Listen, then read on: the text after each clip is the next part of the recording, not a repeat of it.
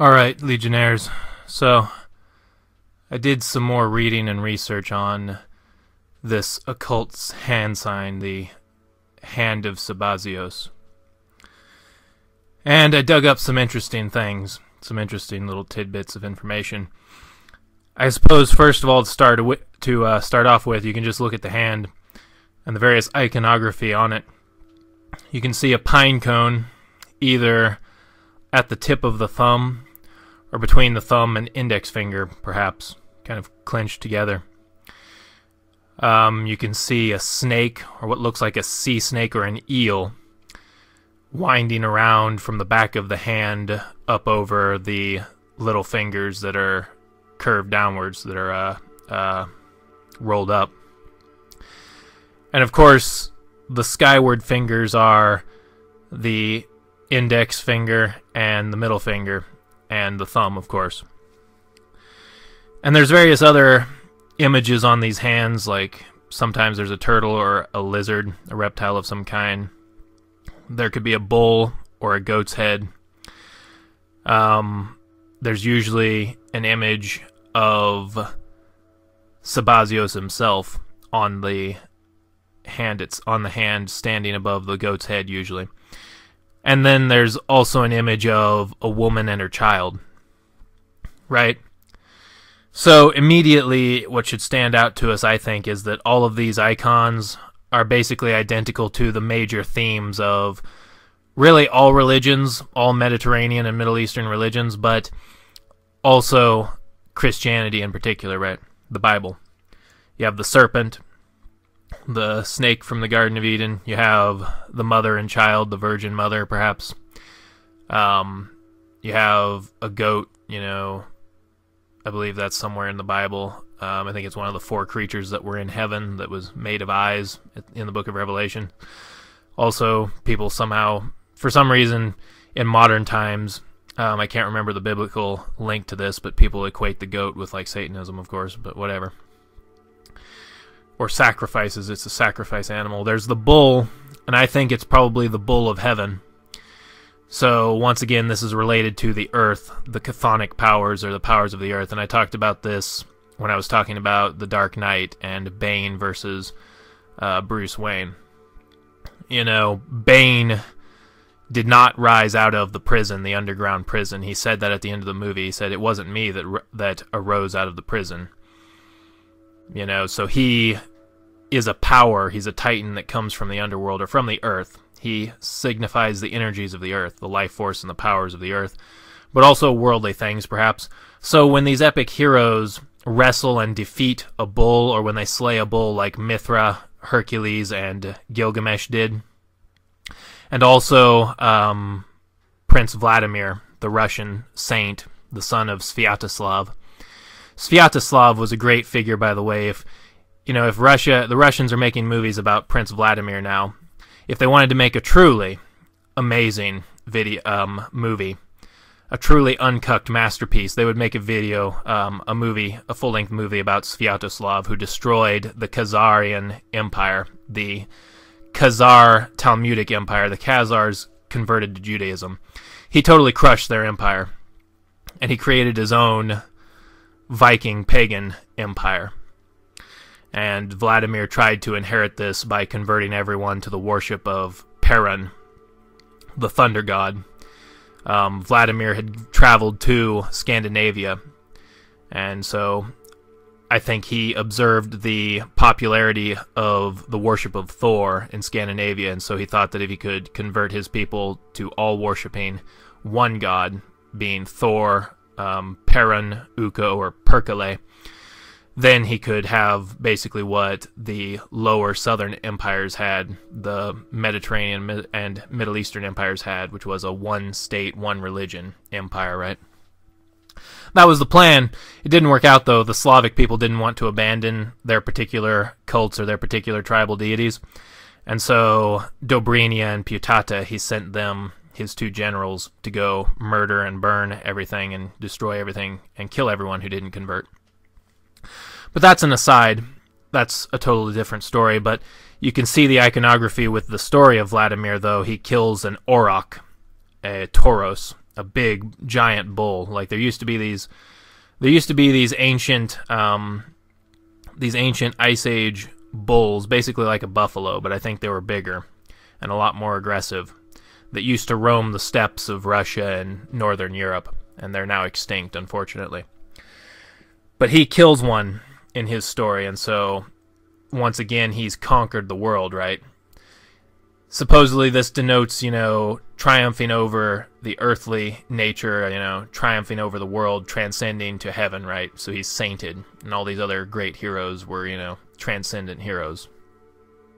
That's the theme, I think. Hercules was taken up to heaven as well, right, after he died. So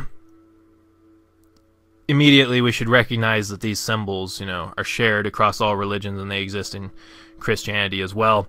And so this hand of Sabazios is called in Latin the Benedictio Latina, I believe. And it's a hand sign that the Pope commonly uses. The Pope uses it, and the whole Vatican and Roman Catholics, the Catholics use this hand sign, right? According to them, it's a sign of God's benevolence and his willingness and his ability to come to our aid, right? But what does this hand sign really mean? Well, what I've read, another source that I read said that these hand signs, these various making these signs with the fingers, either crossing or touching, or certain ones aimed skyward and the others bent down. It's basically invoking the powers or the energies. It's signifying various deities, various ancient deities. In the Greek and Roman world, each finger on the right hand signified a certain god of theirs. They didn't use the left hand. They had some superstitions that using the left hand was unclean or malevolent somehow. So the right hand, each of the fingers signifies one of the old Greco-Roman gods. And this source that I read said that the thumb signifies Venus, the goddess Venus. The index finger signifies Jupiter, and the middle finger signifies Saturn. So basically you have kind of a trinity there, right? And once again, you also have basically the themes of Christianity and every other religion. You have the Father, the Son, and then you have the Virgin Mother, or the young goddess, the fertile, the goddess of fertility and procreation. And the other two fingers are Mercury and Apollo, apparently, which I thought was interesting. I was a little bit mystified that they didn't include Mars, because I thought that Mars was a fairly important god to the Romans and Greeks, but Jupiter and Mars might somewhat be interchangeable, I think. Mars also signifies the sun. He signifies the warrior prince, the hero, in some ways. And you see this, these are the three gods of the state, basically. Jupiter could be considered one of the gods of the state, but usually the three gods of the state are Saturn, Mars, and Venus. In other words, Venus is the agriculture of the state, the fertility and the productivity of the state.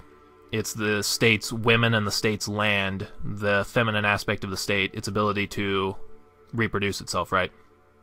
To regenerate itself. And Mars is the powers of war, the state's powers to make war. And then Saturn is the true god of the state. He represents the government, the courts, the laws, the religion. He's a judge king, a god of judgment, basically. Now, Jupiter could be interchanged, perhaps, and Jupiter could take over either function, I think, because he's, a conquering deity, right? He's warlike and a powerful deity. He has his weapon, the Vajra, or the lightning bolt. And the lightning god in almost all cultures is seen as the warrior or the protector of his people.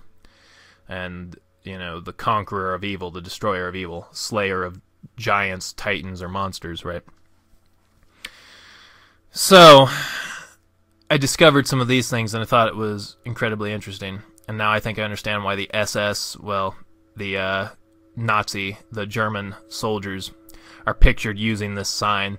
It could be that there was somewhat of a union between the Catholics and the Germans, which is funny because I remember my friends showing me an election map of who voted for Hitler, basically, who voted for the Nazi Party in Germany at the time. And basically all of the Catholic districts, the districts of southern Germany were mostly Catholic. Basically all the Catholic districts voted against Hitler, and it was the northern, the Protestant and other groups that voted for Hitler. So I always thought it was funny that Nazi Germany uses the same colors as the Vatican, and supposedly they had this alliance with the Vatican, and the last pope, the previous pope before this communist faggot, before the current pope came in, the last pope was, formerly a Nazi. Pretty interesting, right? Supposedly the Catholic Church helped Nazis escape, certain Nazi party members escape from Germany to South America. I don't know how true that is. That could just be like reading and spurging by ridiculous ridiculous alt media conspiracy theorists and cultists, personality cultists like Alex Jones and whatever. I think it's just part of this cult, this new agey cult that they've made. It's a cult, a religion of hating German people and hating the white race, basically. Right? But that's another aside, and I won't go into that. So, with that said, I think there may have been a few other points, a few other interesting things I wanted to say about this. Hopefully I'll remember them before the video's over. But I guess we have to ask ourselves, is this a benevolent sign or a malevolent sign? I mean, obviously in its basic meaning, it's a benevolent sign, right? And I mean, also Sabazios himself was a god of the Thracians and Phrygians, and eventually he became somewhat a god of the Greeks. They imported the religion from the Thracians, and some Greeks and Romans worshipped him. Although apparently in Rome, back in 139 BC, the Jews tried to infiltrate the cult of Jupiter with a certain cult that they were practicing of Jupiter Sabaoth, or Jupiter Sabazius. And the Romans exiled them, banished them from Rome for this. But of course, the Jews infiltrate everything, so I'm not really sure what they were doing and what they were, there were certain people, certain Roman philosophers, like I think it was Cicero, and a Greek, Plutarch, I think they tried to equate the Jewish god with Sabazios, but then later they retracted that and said that it wasn't an actual fit. So, it's not quite a fit. They're not quite identical, I suppose. But I think that Yahweh always was and still is like a volcano god. Like he's an underworld god. I think that's actually the case, to be honest. But some of them also thought that perhaps he was related to Dionysus. Yahweh, I mean. And some people, I think, tried to... I remember reading that they thought there was a connection between Sabazios and Dionysus. But I don't think so either. Because Sabazios is pictured as basically a nomad, a horse-riding god, a roamer. He rides a horse and he holds a staff of power. He carries a staff of power. And when I read that, it made me think, huh, interesting. A nomadic roamer. And it said also that in the original Thracian religion, in the original Sabazios worship, he was seen as a god of ecstasy or of fertility, of, virility, of masculine reproduction, right? So, in that case, I started thinking, he's kind of like the archetypal man, the archetypal warrior, and he's a nomad and a wanderer who carries a staff of power. I wonder, could this be an archetype? Could this be related to the archetype of Odin? Could this god be related to Odin the Wanderer? Odin, the wise old man, the ultimate male archetype. He's also a god. I mean, obviously he fathers gods and men.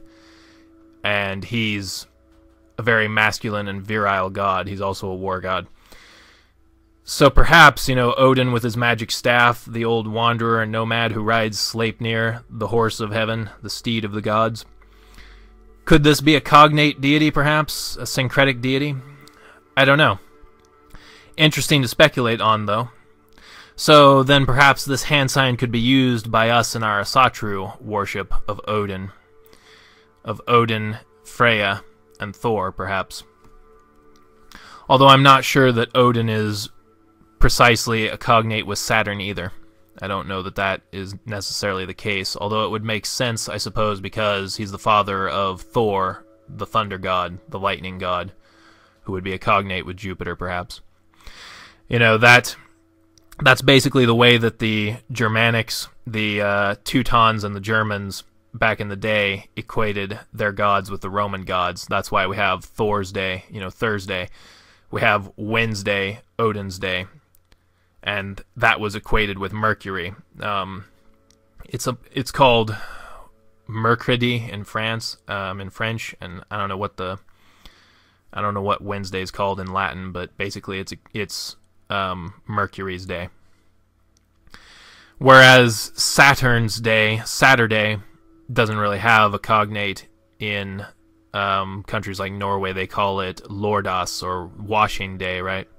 The day when you clean your house, clean your home, clean yourself. You know, it's a day devoted to purification. That's the way it was in the Old North. So, I suppose it could be a benevolent sign. I mean, when you think about it, it's not really used. This sign is not employed by the Illuminati, you know, outside of the Catholic Church. I do think that the Catholic Church is basically the Illuminati. I think that they have always been the Illuminati, right? So I guess we would have to have a broader and more in-depth discussion about this and what exactly it means to be in the Illuminati, and also, you know, what exactly all of these signs actually mean, and if they were borrowed or appropriated from our culture. This is basically cultural appropriation from our ancient cultures, right? But I believe that Apollonian Slumber talked about the 666 hand sign representing the sun. He said that it's not necessarily an evil hand sign, you know, representing the sun, so therefore it would represent enlightenment, right? Could be, I don't know.